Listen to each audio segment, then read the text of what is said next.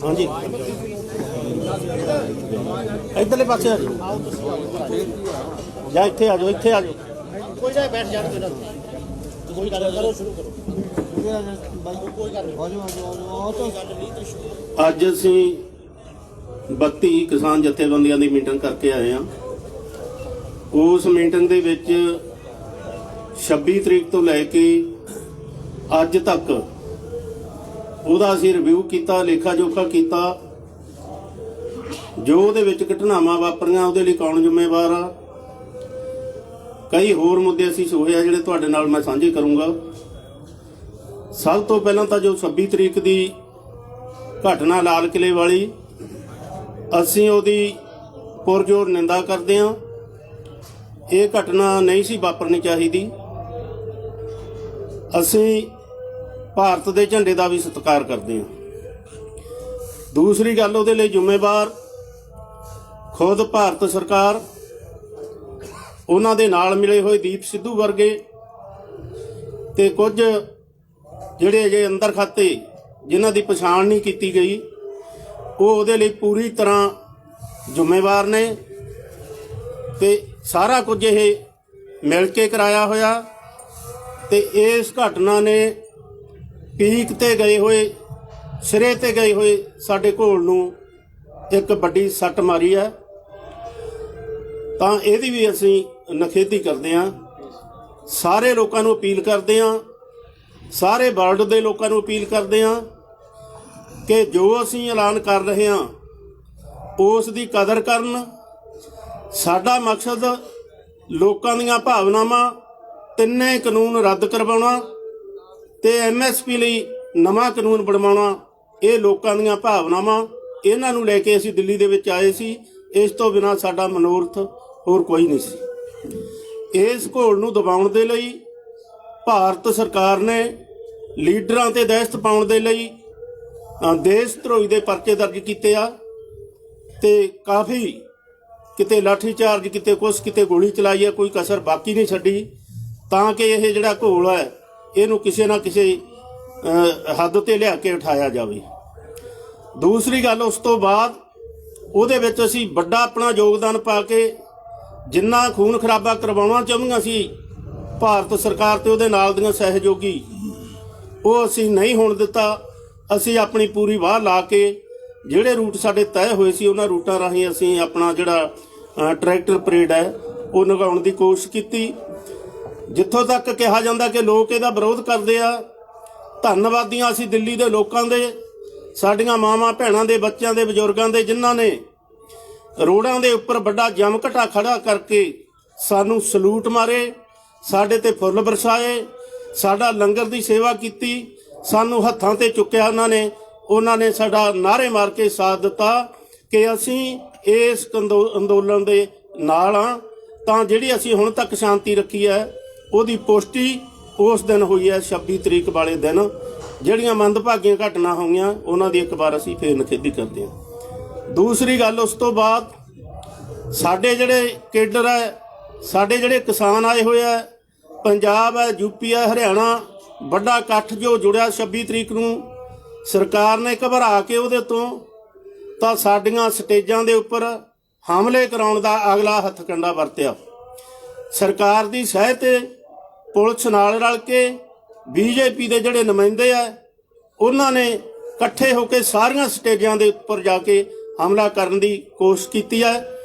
ਅਸੀਂ ਉਹਨੂੰ ਆਪਣੀ ਜਥੇਬੰਦ ਤਾਕਤ ਦੇ ਜ਼ੋਰ ਪਛਾੜਿਆ ਤੇ ਨਾਲ ਅਸੀਂ ਚੇਤਾਵਨੀ ਦਿੰਦੇ ਹਾਂ ਭਾਰਤ ਸਰਕਾਰ ਨੂੰ ਕਿ ਜੇ ਅਜਿਹੀਆਂ ਕੁਝੀਆਂ ਹਰਕਤਾਂ ਤੋਂ ਬਾਜ਼ ਆਵੇ, ਅਗਰ ਜੇ ਬਾਜ਼ ਨਹੀਂ ਆਉਂਦੀ ਤਾਂ ਇਹਦੇ ਸਿੱਟੇ ਸਰਕਾਰ ਨੂੰ ਖੁਦ ਨੂੰ ਭੁਗਤਣੇ ਪੈਣਗੇ।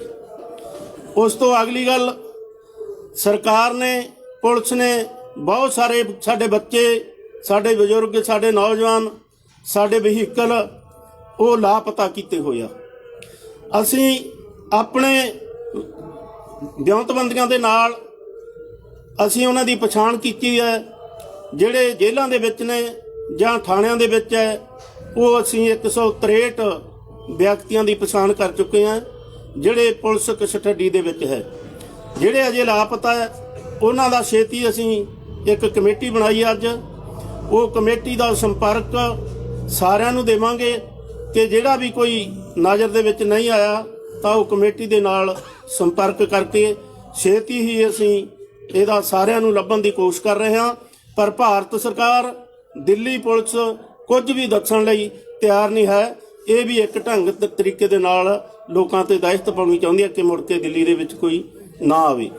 ਅਗਰ ਇਹਨਾਂ ਬੱਚਿਆਂ ਬਾਰੇ, ਇਹਨਾਂ ਨੌਜਵਾਨਾਂ ਬਾਰੇ, ਇਹਨਾਂ ਦੇ ਵਿਅਕਤੀਆਂ ਬਾਰੇ ਸਾਨੂੰ ਨਹੀਂ ਕੁਝ ਦੱਸ ਰਹੀ, ਨਹੀਂ ਭਾਰਤ ਸਰਕਾਰ ਜਾਂ ਦਿੱਲੀ ਪੁਲਿਸ ਕੋਈ ਸਹਿਯੋਗ ਨਹੀਂ ਕਰ ਰਹੀ, ਤਾਂ ਅਸੀਂ ਇੱਕ ਬਹੁਤ ਵੱਡਾ ਐਕਸ਼ਨ ਦੇਣ ਜਾ ਰਹੇ ਹਾਂ, ਜਿਹਦਾ ਮਕਸਦ ਹੋਊਗਾ ਕਿ ਜੋ ਸਰਕਾਰ ਨੇ ਸਾਰੇ ਹੁਣ ਤੱਕ 3 ਕਾਨੂੰਨ ਰੱਦ ਨਹੀਂ ਕੀਤੇ, MSP ਬਿੱਲ ਨਹੀਂ ਬਣਾਇਆ, ਤੇ ਜਿਹੜੀ ਉਹਨੇ ਸਾਡੇ ਤੇ ਹਮਲੇ ਕਰਵਾਏ ਆ ਤੇ ਵਧੀਕੀਆਂ ਕੀਤੀਆਂ, ਉਹ ਵਧੀਕੀਆਂ ਦੇ ਖਿਲਾਫ ਭਾਰਤ ਪੱਧਰ ਦਾ ਅਸੀਂ ਇੱਕ ਐਕਸ਼ਨ ਦੇਣ ਜਾ ਰਹੇ ਹਾਂ। ਉਹ ਕੱਲ੍ਹ ਨੂੰ ਸੰਯੁਕਤ ਮੋਰਚੇ ਦੀ ਮੀਟਿੰਗ ਹੋਣੀ ਹੈ, ਉਹਦੇ ਵਿੱਚ ਉਹਦਾ ਡੇਟ ਦਾ ਤੇ ਐਕਸ਼ਨ ਕੀ ਹੋਊਗਾ ਉਹਦਾ ਐਲਾਨ ਕਰ ਦਿੱਤਾ ਜਾਊਗਾ। ਇਹ ਅਸੀਂ ਅੱਜ ਦੀ ਮੀਟਿੰਗ ਦੇ ਵਿੱਚ ਫੈਸਲੇ ਲਏ ਆ। ਤੇ ਦੂਸਰੀ ਗੱਲ, ਜਿੱਥੋਂ ਤੱਕ ਇੱਥੇ ਨੈਟਵਰਕ ਬੰਦ ਹੋਇਆ, ਇੱਥੋਂ ਪਾਣੀ ਬੰਦ ਕਰਵਾਇਆ ਸਰਕਾਰ ਨੇ, ਇੱਥੋਂ ਦੋਨਾਂ ਪਾਸਿਆਂ ਤੋਂ ਸੀਲ ਕਰਨ ਦੀ ਕੋਸ਼ਿਸ਼ ਕੀਤੀ ਹੈ, ਉਹਦੀ ਅਸੀਂ ਕਰੜੇ ਸ਼ਬਦਾਂ ਦੇ ਵਿੱਚ ਨਿਖੇਧੀ ਕਰਦੇ ਹਾਂ। ਅਗਰ ਨੈਟਵਰਕ ਬਹਾਲ ਨਹੀਂ ਹੁੰਦਾ ਤੇ ਜੇ ਕੋਈ ਇਹੋ ਜਿਹੀ ਰੋਕ ਲਾਈ ਤਾਂ ਸਰਕਾਰ ਉਹਦੀ ਖੁਦ ਜ਼ਿੰਮੇਵਾਰ ਹੋਊਗੀ। ਅਸੀਂ ਪੂਰੇ ਪੀਸਫੁਲ ਰਹਿ ਕੇ ਚੱਲ ਰਹੇ ਹਾਂ, ਪੂਰੇ ਸ਼ਾਂਤਮਈ ਢੰਗ ਦੇ ਨਾਲ ਚੱਲ ਰਹੇ ਹਾਂ, ਪਰ ਸਰਕਾਰ ਗੜਬੜਾਂ ਕਰਾਉਣ ਦੇ ਉੱਤੇ ਤੁਲੀ ਹੋਈ ਹੈ। ਅਸੀਂ ਪੂਰੇ ਚੁਕੰਨੇ ਆ ਇਸ ਪੱਖੋਂ। ਅਸੀਂ ਪੈਰ ਪੈਰ ਤੇ ਸਾਡਾ ਵਲੰਟੀਅਰ ਲਾਇਆ ਹੋਇਆ, ਅਸੀਂ ਕੋਈ ਵੀ ਗੜਬੜ ਇੱਥੇ ਨਹੀਂ ਹੋਣ ਦੇਵਾਂਗੇ। ਅਗਲੀ ਗੱਲ, ਜੋ ਇੱਕ ਵਾਰ ਸੱਟ ਵੱਜੀ ਸੀਗੀ ਇਸ ਘੋਲ ਨੂੰ, ਕੁਛ ਨਿਰਾਸ਼ਾ ਗਈ ਸੀ 1 ਜਾਂ 2 ਦਿਨ, ਉਹ ਕੱਲ੍ਹ ਤੋਂ ਲੈ ਕੇ ਜਿੱਡਾ ਵੱਡਾ ਮਤਲਬ ਅੰਦੋਲਨ ਭਖ ਚੁੱਕਿਆ। ਯੂਪੀ ਦੇ ਵਿੱਚ, ਹਰਿਆਣੇ ਦੇ ਵਿੱਚ, ਪੰਜਾਬ ਦੇ ਵਿੱਚ ਸਾਰੀਆਂ ਹੀ ਪੰਚਾਇਤਾਂ ਟੋਟਲ ਮਤੇ ਪਾ ਰਹੀਆਂ ਕਿ ਅਗਰ ਜਦ ਤੱਕ 3 ਕਾਨੂੰਨ ਰੱਦ ਨਹੀਂ ਹੁੰਦੇ ਤਾਂ ਅਸੀਂ ਵਾਪਸ ਨਹੀਂ ਜਾਵਾਂਗੇ। ਤੇ ਨਾਲ ਇਸ ਨੂੰ ਚੈਲੰਜ ਵੱਲੋਂ ਲਿਆ, ਜੋ ਵਧੀਕੀਆਂ ਸਰਕਾਰ ਨੇ ਸਾਡੇ ਨਾਲ ਕੀਤੀਆਂ, ਉਹ ਚੈਲੰਜ ਵਜੋਂ ਲੈਂਦੇ ਹੋਏ ਉਹ ਗੁੱਸੇ ਦੇ ਵਿੱਚ ਆ ਕੇ ਹੁਣ ਜਿਹੜੇ ਵੱਡੇ ਕਾਫਲੇ ਆ ਉਹ ਪੰਜਾਬ ਤੋਂ ਵੀ ਚੱਲਣਗੇ, ਯੂਪੀ ਤੋਂ ਵੀ ਚੱਲਣਗੇ, ਹਰਿਆਣੇ ਤੋਂ ਵੀ ਚੱਲਣਗੇ। ਇਹ ਭੁਲੇਖਾ ਇਹਦਾ ਅਸੀਂ ਤੋੜ ਦਿਆਂਗੇ ਕਿ ਅਸੀਂ ਦਹਿਸ਼ਤ ਪਾ ਕੇ ਇਸ ਅੰਦੋਲਨ ਨੂੰ ਖਤਮ ਕਰਾਂਗੇ। ਦੂਸਰੀ ਪ੍ਰਪੋਜ਼ਲ ਸਰਕਾਰ ਵੱਲੋਂ ਸਾਰਿਆਂ ਨੇ ਸੁਣੀ ਹੋਣੀ ਅੱਜ, ਕਿ ਪ੍ਰਧਾਨ ਮੰਤਰੀ ਪਹਿਲੀ ਵਾਰ ਬੋਲਿਆ 3 ਕਾਨੂੰਨਾਂ ਤੇ ਕਿ ਜੋ ਅਸੀਂ ਪ੍ਰਪੋਜ਼ਲ ਸਾਡੇ ਮੰਤਰੀਆਂ ਨੇ ਦਿੱਤੀ ਹੈ ਉਹ ਪ੍ਰਪੋਜ਼ਲ ਬਹੁਤ ਵਧੀਆ, ਤੇ ਉਹ ਪ੍ਰਪੋਜ਼ਲ ਤੇ ਕਿਸਾਨਾਂ ਨੂੰ ਸਾਡੇ ਨਾਲ ਗੱਲ ਕਰਨੀ ਚਾਹੀਦੀ ਹੈ। ਦੇਖੋ, ਅਸੀਂ ਇਹ ਨਹੀਂ ਹੈ ਕਿ ਅਸੀਂ ਗੱਲ ਕਰਨ ਲਈ ਤਿਆਰ ਨਹੀਂ ਹਾਂ। ਅਸੀਂ ਬਿਲਕੁਲ ਜਦੋਂ ਮੀਟਿੰਗ ਸੱਦਣਗੇ ਅਸੀਂ ਉਹ ਮੀਟਿੰਗ ਦੇ ਵਿੱਚ ਜਾਵਾਂਗੇ, ਆਪਣਾ ਪੱਖ ਜ਼ੋਰ ਦੇ ਕੇ ਰੱਖਾਂਗੇ, ਪਰ ਸ਼ਰਤ ਇਹ ਕਿ ਪਹਿਲਾਂ ਮਾਹੌਲ ਸ਼ਾਂਤ ਹੋਵੇ, ਨੈਟਵਰਕ ਚਾਲੂ ਹੋਵੇ, ਸਟੇਜਾਂ ਤੇ ਹਮਲੇ ਕਰਨੇ ਬੰਦ ਕੀਤੇ ਜਾਣ, ਸਾਰੇ ਜਿਹੜੇ ਨਾਕੇ ਲਾਏ ਹੋਏ ਆ ਉਹ ਪਾਸੇ ਕੀਤੇ ਜਾਣ, ਉਸ ਤੋਂ ਬਾਅਦ ਗੱਲਬਾਤ। ਇਸ ਤੋਂ ਇਲਾਵਾ ਜਿਹੜੇ ਸਾਡੇ ਕਿਸਾਨ ਵੀਰ ਤੇ ਪਰਚੇ ਕੀਤੇ ਹੋਏ ਆ ਤੇ ਹਿਰਾਸਤ ਕੀਤੀ ਹੋਈ ਆ, ਉਹਦੇ ਵਾਸਤੇ ਅਸੀਂ ਕਮੇਟੀ ਬਣਾਤੀ ਆ।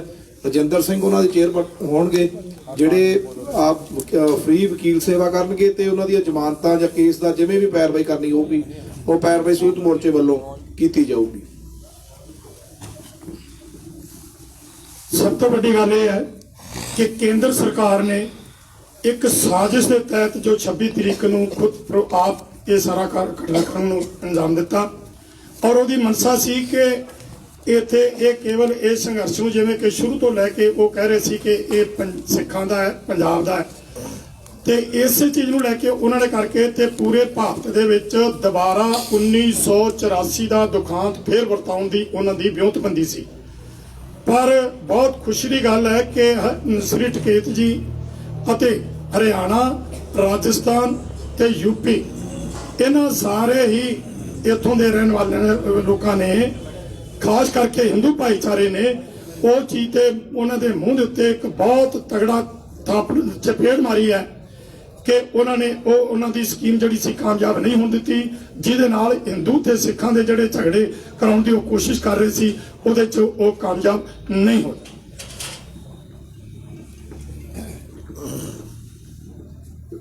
ਸਾਰੇ ਪੱਤਰਕਾਰ ਵੀਰਾਂ ਨੂੰ ਅਸੀਂ ਦੱਸਣਾ ਚਾਹੁੰਦੇ ਹਾਂ ਵੀ ਅੱਜ ਅਸੀਂ ਬੜੀ ਲੰਬੀ ਮੀਟਿੰਗ ਕਰਕੇ 32 ਕਿਸਾਨ ਜਥੇਬੰਦੀਆਂ ਨੇ ਅਸੀਂ ਇਸ ਨਤੀਜੇ ਤੇ ਪਹੁੰਚੇ ਹਾਂ। ਸਾਰੇ ਪੰਜਾਬ ਦੇ ਭਾਰਤ ਦੇ ਲੋਕਾਂ ਨੂੰ ਅਸੀਂ ਧੰਨਵਾਦ ਕਰਦੇ ਹਾਂ ਕਿ ਜਿਨ੍ਹਾਂ ਨੇ ਇਹਨਾਂ ਥੋੜੇ ਸਮੇਂ ਦੇ ਵਿੱਚ ਇਹ ਜਿਹੜਾ ਸੈਟਬੈਕ ਪਹੁੰਚਿਆ ਸੀ ਉਹਦੀ ਭਰਪਾਈ ਕੀਤੀ ਆ।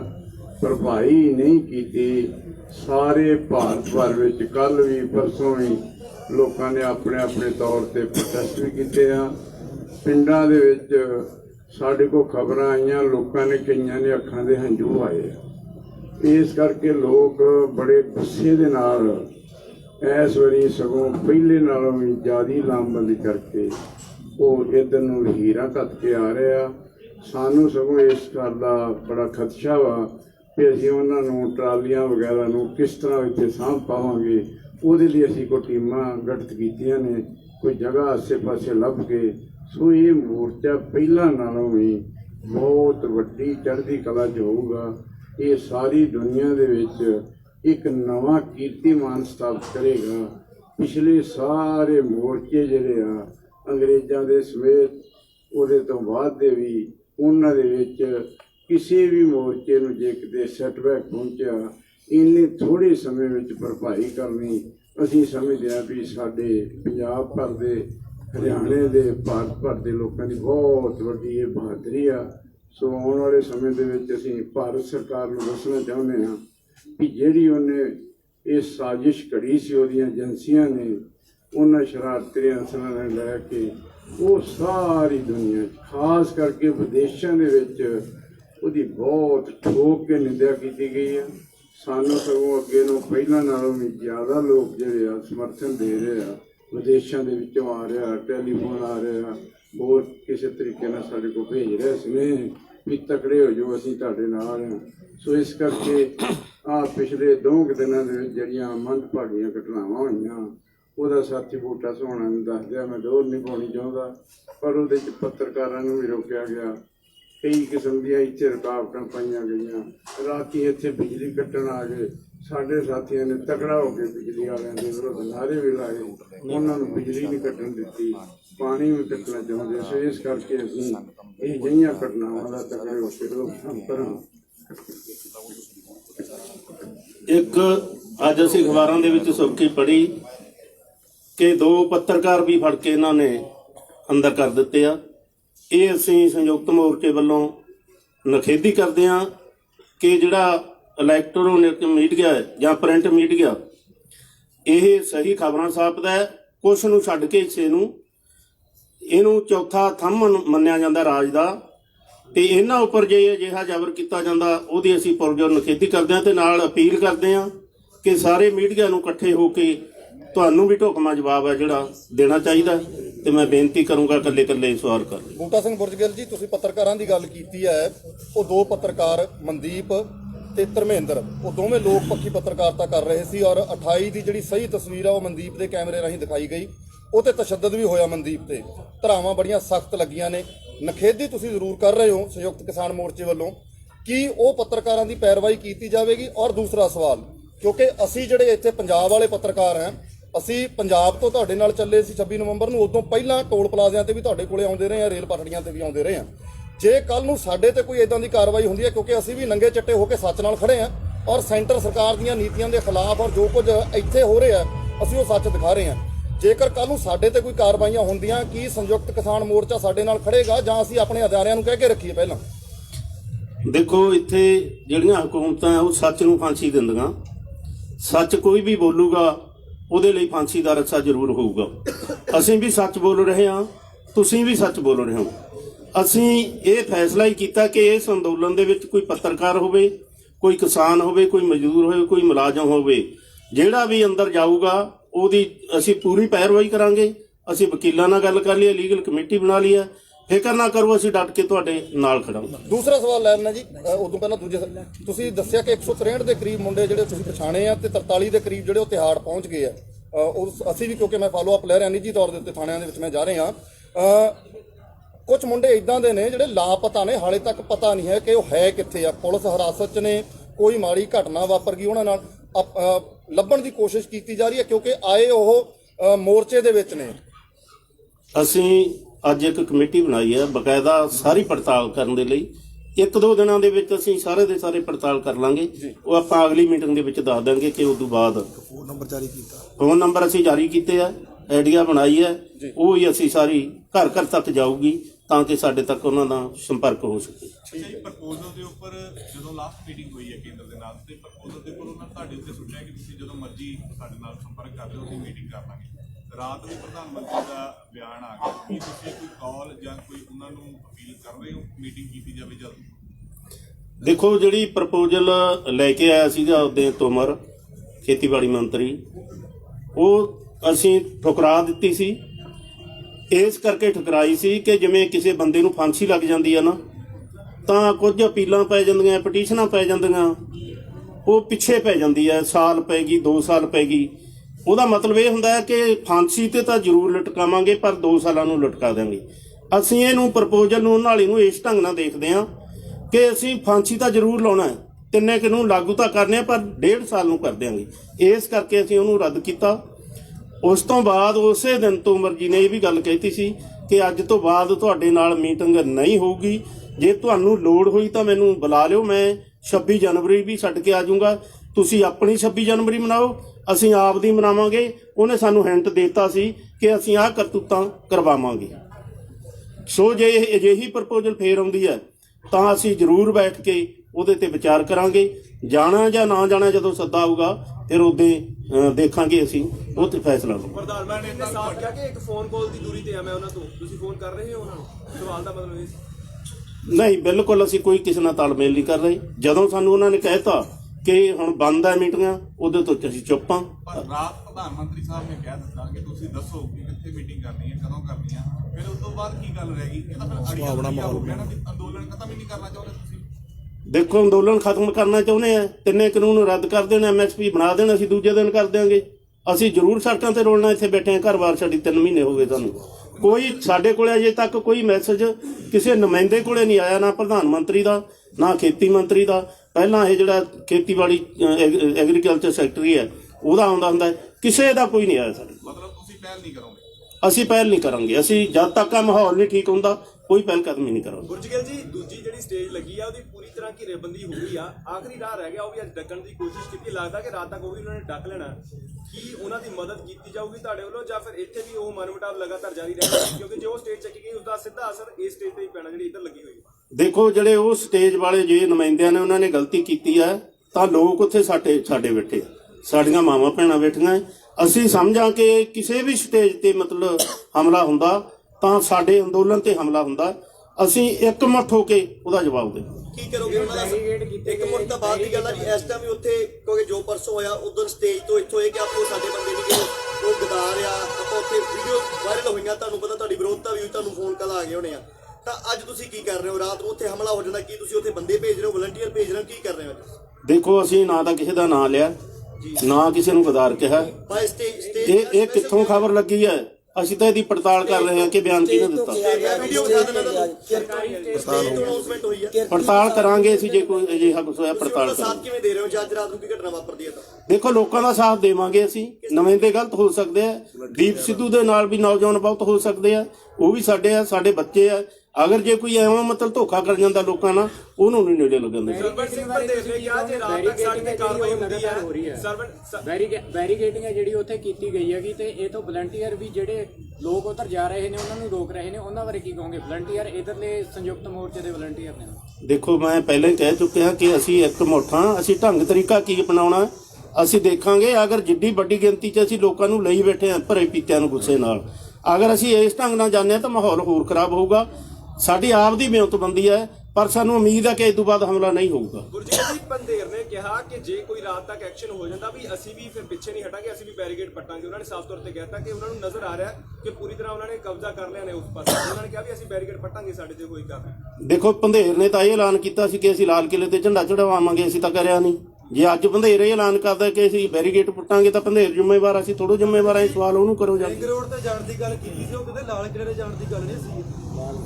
ਦੇਖੋ, ਨਾ ਲਾਲ ਕਿਲੇ ਤੇ ਜਾਣ ਦੀ ਗੱਲ ਕੀਤੀ ਹੈ, ਨਾ ਰਿੰਗ ਰੋਡ ਤੇ ਜਾਣ ਦੀ ਕੀਤੀ ਹੈ। ਸਾਡੀ ਪ੍ਰਪੋਜ਼ਲ ਸੀ ਕਿ ਸਾਨੂੰ ਰਿੰਗ ਰੋਡ ਦਿੱਤੀ ਜਾਵੇ ਪਰ ਦਿੱਲੀ ਪੁਲਿਸ ਸਹਿਮਤ ਨਹੀਂ ਹੋਈ। ਉਹਨਾਂ ਨੇ ਰਿੰਗ ਰੋਡ ਨੂੰ ਛੱਡ ਕੇ ਬਾਕੀ ਰੋਡ ਸਾਨੂੰ ਤੈਅ ਕਰਤੇ। ਅਸੀਂ ਉਹਨਾਂ ਤੇ ਸਹਿਮਤੀ ਦਿੱਤੀ, ਅਸੀਂ ਉਹਦੇ ਤੇ ਗਏ ਹਾਂ। ਤੇ ਜਿਹੜੇ ਦੂਸਰੇ ਪਾਸੇ ਨੂੰ ਨਿਗਾਹ ਕੇ ਲਗੇ ਆ ਉਹਦੇ ਵਿੱਚ ਪੁਲਿਸ ਪੂਰੀ ਤਰ੍ਹਾਂ ਜ਼ਿੰਮੇਵਾਰ ਹੈ। ਜਾਣਾ ਸੀ ਇਸ ਰਸਤੇ ਸੀ, ਪੁਲਿਸ ਇਸ ਰਸਤੇ ਦੇ ਉੱਤੇ ਖੜੀ ਸੀ, ਖੜਨਾ ਉਹਨੂੰ ਦੂਜੇ ਪਾਸੇ ਚਾਹੀਦਾ ਸੀ। ਇਹ ਤੁਸੀਂ ਇਹ ਸਪਸ਼ਟ ਕਰੋ, ਜੇ ਰਾਤ ਨੂੰ ਉਹਨਾਂ ਕੋਈ ਕਾਰਵਾਈ ਹੁੰਦੀ ਹੈ ਤੁਸੀਂ ਕਿਹਾ ਵੀ ਸਾਥ ਦੇਵਾਂਗੇ, ਕਿਸ ਤਰ੍ਹਾਂ ਸਾਥ ਦਿਓਗੇ? ਇੱਧਰ ਰਹਿ ਕੇ ਜਾਂ ਉੱਧਰ ਜਾ ਕੇ? ਕਿਉਂਕਿ ਨਾ ਉਹ ਬੰਦੇ ਥੋੜੇ ਆ, ਉਦੋਂ 10 ਗੁਣਾ ਵੱਧ ਪੁਲਿਸ ਹੈ ਉੱਥੇ।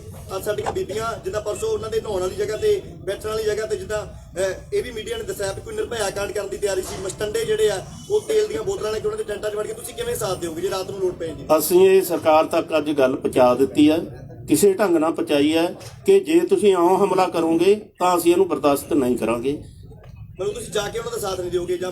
ਅੱਜ ਸਾਡੇ ਵਲੰਟੀਅਰ ਤਿਆਰ ਹੈ। ਮੈਂ ਪਹਿਲਾਂ ਹੀ ਕਹਿ ਚੁੱਕਿਆ ਹਾਂ ਕਿ ਸਾਡਾ ਆਪਦਾ ਢੰਗ ਤਰੀਕਾ ਹੈ ਕਿ ਅਸੀਂ ਕਿਵੇਂ ਸਾਥ ਦੇਈਏ। ਇੱਕ ਜੀ ਜਿਹੜੇ ਵਿਚਾਲੇ ਬੈਰੀਕੇਡਸ ਨੇ ਉਹਨਾਂ ਨੂੰ ਪਾਸੇ ਕਰਾਉਣ ਦੀ ਕੋਈ ਗੱਲ ਚੱਲ ਰਹੀ ਹੈ ਕਿ ਦੋਨੇ ਸਟੇਜਾਂ ਇੱਕ ਹੋ ਜਾਣ? ਪੰਧੇਰ ਸਾਹਿਬ ਇਹ ਕਹਿ ਰਹੇ ਆ ਵੀ ਤਾਲਮੇਲ ਰੱਖਿਆ ਜਾਵੇ, ਸਟੇਜਾਂ ਚਾਹੇ ਦੋ ਹੀ ਰਹਿਣ, ਜਿਹੜੇ ਵਿਚਾਲੇ ਬੈਰੀਕੇਡ ਤੇ ਟੋਏ ਪੱਟੇ ਜਾ ਰਹੇ ਆ ਉਹਨਾਂ ਨੂੰ ਹਟਾਇਆ ਜਾਵੇ ਤੇ ਬੈਰੀਕੇਡ ਪਿੱਛੇ ਲੈ ਕੇ ਜਾਵੇ ਜਿਹੜੀ ਦਿੱਲੀ ਪੁਲਿਸ। ਦੇਖੋ ਇਹ ਸਰਕਾਰ ਦਾ ਕੰਮ ਆ, ਉਹਨਾਂ ਨੇ ਬੈਰੀਕੇਡ ਕਿੱਥੇ ਲਾਉਣਾ ਕਿੱਥੇ ਨਹੀਂ ਲਾਉਣਾ, ਠੀਕ ਹੈ। ਅਸੀਂ ਉਹ ਸਟੇਜ ਚੱਕੀ ਜਾਵੇ ਦੇ ਹੱਕ 'ਚ ਨਹੀਂ ਹਾਂ, ਬਿਲਕੁਲ। ਇਹ ਅੰਦੋਲਨ ਦੇ ਮਤਲਬ ਨਾ ਪੱਖੀ ਹੋਊਗਾ ਉਹ ਸਟੇਜ ਚੱਕੀ ਜਾਂਦੀ ਹੈ। ਬੜੀ ਅਹਿਮ ਚੀਜ਼ ਹੈ ਇਸ ਵੇਲੇ, ਟਕੈਤ ਸਾਹਿਬ ਦੇ ਹੰਝੂਆਂ ਨੇ ਦੁਬਾਰਾ ਉਹ ਪੂਰੇ ਅੰਦੋਲਨ ਨੂੰ ਲੀਹ ਤੇ ਲਿਆਂਦਾ, ਪਰ ਨਾਲ ਦੀ ਨਾਲ ਇਹ ਵੀ ਗੱਲਾਂ ਚੱਲ ਗਈਆਂ ਕਿ ਉਹਨਾਂ ਦੀ ਸਟੇਜ ਜਿਹੜੀ ਉੱਥੇ ਲੱਗੀ ਹੋਈ ਹੈ ਉੱਤੇ ਸਿਆਸੀ ਆਗੂਆਂ ਦਾ ਆਉਣਾ ਲਗਾਤਾਰ ਜਾਰੀ ਹੈ। ਉੱਥੇ ਸੁਖਬੀਰ ਬਾਦਲ ਵੀ ਆ ਚੁੱਕੇ ਨੇ, ਪੰਜਾਬ ਦੇ ਕਾਂਗਰਸ ਦੇ ਆਗੂ ਆ ਚੁੱਕੇ ਨੇ। ਅੱਜ ਸੁਖਬੀਰ ਬਾਦਲ ਦੀ ਖਬਰ ਆਈ ਹੈ ਕਿ ਸੁਖਬੀਰ ਬਾਦਲ ਵੀ ਉੱਥੇ ਜਾ ਕੇ ਆਏ ਨੇ। ਸੰਯੁਕਤ ਮੋਰਚਾ ਜਿਹੜਾ ਹੈਗਾ ਉਹ ਸਿੱਧੇ ਤੌਰ ਤੇ ਸਿਆਸੀ ਆਗੂਆਂ ਨੂੰ ਨਹੀਂ ਸ਼ਾਮਿਲ ਕਰ ਰਿਹਾ ਤੇ ਉਹਨਾਂ ਦੀ ਸਟੇਜ ਤੇ ਜਿਹੜਾ ਲਗਾਤਾਰ ਹੁਣ ਸਿਆਸੀ ਆਗੂਆਂ ਦਾ ਆਉਣਾ ਸ਼ੁਰੂ ਹੋ ਗਿਆ। ਇਹ ਤੋਂ ਸਵਾਲ ਬੜੇ ਉੱਠਣੇ ਸ਼ੁਰੂ ਹੋ ਗਏ, ਉਹਨਾਂ ਨੂੰ ਕਿਵੇਂ ਦੇਖਦੇ ਹੋ? ਦੇਖੋ ਜੇ ਤਾਂ ਸਟੇਜ ਤੇ ਆ ਕੇ ਕੋਈ ਪੋਲੀਟੀਕਲ ਨੁਮਾਇੰਦਾ ਬੋਲਦਾ ਉਹਨੂੰ ਅਸੀਂ ਠੀਕ ਨਹੀਂ ਸਮਝਦੇ, ਉਹ ਸਾਡੇ ਫੈਸਲੇ ਦੀ ਉਲੰਘਣਾ ਹੋਊਗੀ। ਪਹਿਲਾਂ ਵੀ ਜੇ ਕੋਈ ਉਲੰਘਣਾ ਕਰਦਾ ਤਾਂ ਅਸੀਂ ਉਹਦੇ ਤੇ ਕਾਰਵਾਈ ਕਰਦੇ ਹਾਂ। ਇਹ ਸੰਯੁਕਤ ਮੋਰਚੇ ਦਾ ਕੋਈ ਫੈਸਲਾ ਨਹੀਂ ਹੈ। ਹਾਂ, ਆ ਕੇ ਕੋਈ ਲੋਕਾਂ ਦੇ ਪਿੱਛੇ ਬਹਿ ਜਾਂਦਾ, ਇਹ ਬਹਿ ਸਕਦਾ, ਉਹਦਾ ਅਧਿਕਾਰ ਹੈ ਇੰਨਾ। ਮਤਲਬ ਪਹਿਲਾਂ ਤਾਂ ਭਜਾਏ ਵੀ ਗਏ, ਤੋਂ ਬਹੁਤ ਸਾਰੀਆਂ ਤਸਵੀਰਾਂ ਆਈਆਂ ਸੀਗੀਆਂ। ਭਜਾਉਣ ਦਾ ਮੋਰਚੇ ਦਾ ਫੈਸਲਾ ਨਹੀਂ ਸੀ। ਦੇਖੋ ਕਈ ਆਪਾ ਧਾਪੀ ਹੋ ਜਾਂਦੀ ਆ, ਸਾਡਾ ਇਹ ਕੋਈ ਫੈਸਲਾ ਨਹੀਂ ਕਿ ਜੇ ਲੀਡਰ ਆ ਗਿਆ ਤੇ ਉਹਨੂੰ ਭਜਾਉਣਾ। ਬੈਠੇ ਲੋਕਾਂ ਦੇ ਮਗਰ ਆ ਕੇ ਬੈਠੇ, ਸਟੇਜ ਤੇ ਨਹੀਂ ਬੈਠਣ ਦੇਣਾ, ਪਰ ਇਹ ਉਹਨਾਂ ਨੂੰ ਮਨਜ਼ੂਰ ਨਹੀਂ ਹੈ। ਅਗਲੇ ਕੋਈ ਪ੍ਰੋਗਰਾਮ ਜੀ? ਮੈਂ ਪਹਿਲਾਂ ਵੀ ਪਿਛਲੀ ਪ੍ਰੈਸ ਕਾਨਫਰੰਸ ਵੀ ਪੁੱਛਿਆ ਸੀ ਕਿ ਬਜਟ ਸੈਸ਼ਨ ਖਤਮ ਹੋਣ ਤੋਂ ਪਹਿਲਾਂ ਕੋਈ ਪ੍ਰੋਗਰਾਮ ਦਿੱਤਾ ਜਾਏਗਾ ਤਾਂ ਕਿ ਸਿਆਸੀ ਜਮਾਤ ਦੀ ਘੇਰਾਬੰਦੀ ਹੋ ਸਕੇ। ਕੋਈ ਇਦਾਂ ਦਾ ਪ੍ਰੋਗਰਾਮ? ਬਜਟ ਸੈਸ਼ਨ ਬੜੀ ਜਲਦੀ ਖਤਮ ਕਰਨ ਲੱਗੇ ਆ। ਬਿਲਕੁਲ, ਅਸੀਂ ਪਹਿਲਾਂ ਹੀ ਕਹਿ ਚੁੱਕੇ ਹਾਂ ਕਿ ਅਸੀਂ ਪੰਜਾਬ ਦੀਆਂ ਜਥੇਬੰਦੀਆਂ ਵੱਲੋਂ ਤੈਅ ਕਰ ਲਿਆ, ਬਜਟ ਸੈਸ਼ਨ ਦੇ ਨਾਲ ਸੰਬੰਧਿਤ ਹੋਊਗਾ। ਜਿਹੜੀਆਂ ਵਧੀਕੀਆਂ ਹੋਣਗੀਆਂ ਉਹ ਹੋਣਗੀਆਂ, ਤਿੰਨੇ ਕਾਨੂੰਨ ਰੱਦ ਹੋਣ ਉਹ ਹੋਣਗੇ। ਇੱਕ ਵੱਡਾ ਭਾਰਤ ਪੱਧਰ ਦਾ ਅਸੀਂ ਪਲਾਨ ਕਰ ਲਿਆ ਪ੍ਰੋਗਰਾਮ, ਪਰ ਅਸੀਂ ਉਹਦਾ ਐਲਾਨ ਨਹੀਂ ਕਰ ਸਕਦੇ। ਐਲਾਨ ਸੰਯੁਕਤ ਮੋਰਚਾ ਕਰੂਗਾ। ਕੱਲ ਨੂੰ ਮੀਟਿੰਗ ਹੋਈ, ਕੱਲ ਨੂੰ ਐਲਾਨ ਹੋਊ। ਅਸੀਂ ਇੱਕ ਚਾਹੁੰਦੇ ਜਿਹੜਾ ਤੁਸੀਂ ਕਿਹਾ ਵੀ ਅਸੀਂ ਲੀਗਲ ਕਮੇਟੀ ਬਣਾਈ ਆ ਮੁੰਡਿਆਂ ਦੀ ਜਿਹੜੇ ਫੜੇ ਗਏ ਕਾਰਵਾਈ, ਉਹਨਾਂ ਦੀ ਇੱਕ ਪ੍ਰੈਸ ਕਾਨਫਰੰਸ ਸਾਨੂੰ ਲੱਗਦਾ ਵੀ ਕਰਾ ਦੇਣੀ ਤੁਹਾਨੂੰ ਚਾਹੀਦੀ ਹੈ, ਕਿਉਂਕਿ ਕਿਹੜੀ ਵੀ ਲੀਗਲ ਕਮੇਟੀ ਥੋੜਾ ਹੌਸਲਾ ਹੋ ਜਾਂਦਾ। ਜੇ ਇੱਥੇ ਹੈਗੇ ਤਾਂ ਸੰਭਵਤਾ ਕਰ ਲਓ, ਨਹੀਂ ਤਾਂ ਫਿਰ ਕੱਲ ਨੂੰ ਹੋ ਸਕਦਾ ਅੱਜ ਕਰਾ ਦਿਓ, ਸਪੈਸ਼ਲ ਕਰਾ ਦਿਓ। ਕਰ ਲਿਓ ਹੁਣ ਨਾ, ਫਿਰ ਥੋੜਾ ਜਿਹਾ ਸਾਰੇ ਰੁੱਝੇ ਹੋਏ। ਕਮੇਟੀ ਦੇ ਵਿੱਚ ਇੱਕ ਤਾਂ ਰਜਿੰਦਰ ਹੈ ਜੀ, ਹੋਰ ਕੌਣ? ਰਜਿੰਦਰ ਚੇਅਰਪਰਸਨ ਕਰਦਾ, ਬਾਕੀ 5 ਮੈਂਬਰ ਨੇ। ਤਿੰਨ ਤਾਂ ਵਕੀਲ ਆ ਉਹਦੇ ਵਿੱਚ। ਰਜਿੰਦਰ ਦਾ ਵੀ ਵਕਾਲਤ ਕੀਤੀ ਹੋਈ ਹੈ, ਪ੍ਰੇਮ ਸਿੰਘ ਭੰਗੂ ਹੈ, ਦੂਸਰੇ ਦਾ ਨਾਮ ਕਿਰਨਜੀਤ ਸੇਖੋਂ ਹੈ, ਤੇ ਇੱਕ ਮੁੰਡਾ ਆਪਣਾ ਬਲਜੀਤ IT ਸੈੱਲ ਵਾਲਾ, ਤੇ ਇੱਕ ਨੁਮਾਇੰਦਾ ਹੋਰ ਹੈ ਅਵਤਾਰ ਸਿੰਘ। ਇਹ ਅਸੀਂ ਕਮੇਟੀ ਬਣਾਈ ਹੈ, ਉਹ ਸਾਰਾ ਇਹਨੂੰ ਦੇਖ ਕਰਨ। ਫੋਨ ਨੰਬਰ ਦੱਸ ਦਿਓ, IT ਸੈੱਲ 'ਚ ਦੇਤੇ ਆ। ਹਾਂਜੀ, ਉਹ ਜੇ ਤੁਹਾਡੇ ਕੋਲ ਅਵੇਲੇਬਲ ਹੈ ਤਾਂ ਦੇ ਦਿਓ ਜੀ। ਦੇਤੇ IT ਸੈੱਲ, IT ਸੈੱਲ ਤੇ ਦੇਤੇ ਆ ਫੋਨ। ਅੱਛਾ ਜੀ, ਧੰਨਵਾਦ।